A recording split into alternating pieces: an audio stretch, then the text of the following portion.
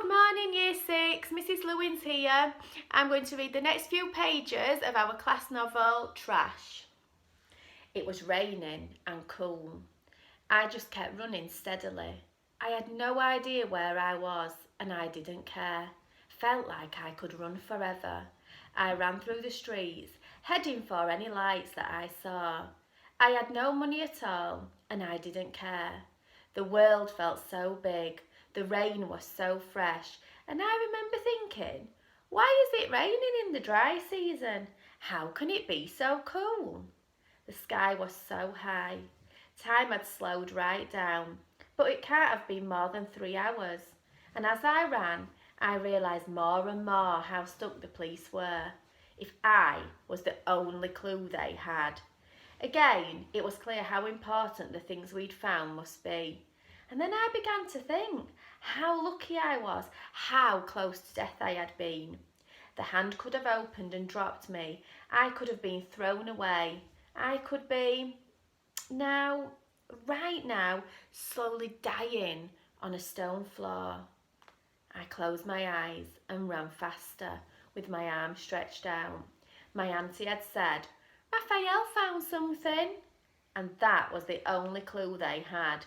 Just those words had led to the whole neighbourhood being searched, me being taken, but free now.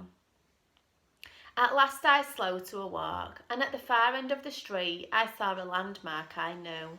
I didn't know its name, but I knew it was in the city business district.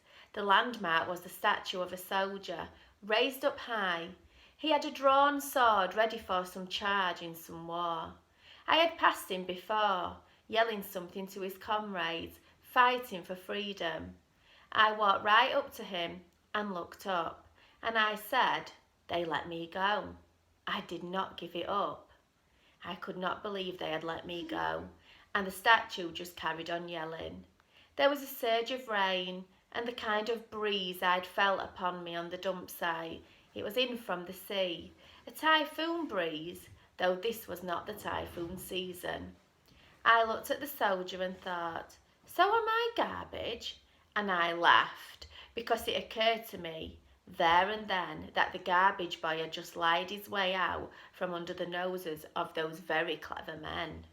A little garbage boy had sat there shaking, saying, "I don't have the bag," when all the time I knew exactly where it was and what had been in it. We'd caught the train and we'd found the locker. We had the letter. And okay, we did not know what it all meant yet, but the garbage boys were way ahead of the garbage police. And I said nothing to those men. I walked on. It would take 2 or 3 hours to reach Bahala, and I was so happy walking. I knew which direction to take. I passed old men and 2 little kids with a cart. They were night sweepers, shoveling trash. I asked the man if he had a cigarette, and he looked at me strangely. I had forgotten that my face was covered in blood. He gave me a little bit of a cigarette, and I sat and smoked with him. The kids stood and looked at me, and I was stinking, but nobody seemed to care much. The little girl was about 5, and the other, maybe a girl, maybe a boy, looked about 7. The 7-year-old got a bottle of water out of the cart, and I splashed some over my nose and mouth. Then I said goodbye and started running again. Let me tell you something else. I think I will tell it now. On that computer we had found out about Jose, the man whose bag it was, Jose Angelico. God rest his poor soul. He was a dead man. His name had been in the news. Gardo had said, "What if he's a killer?" But it turned out the poor man had been killed. Guess where he had died? He had died in a police station. The newspaper said that he had died while the police were interrogating him. In the same police station as me. I wondered, in the same room.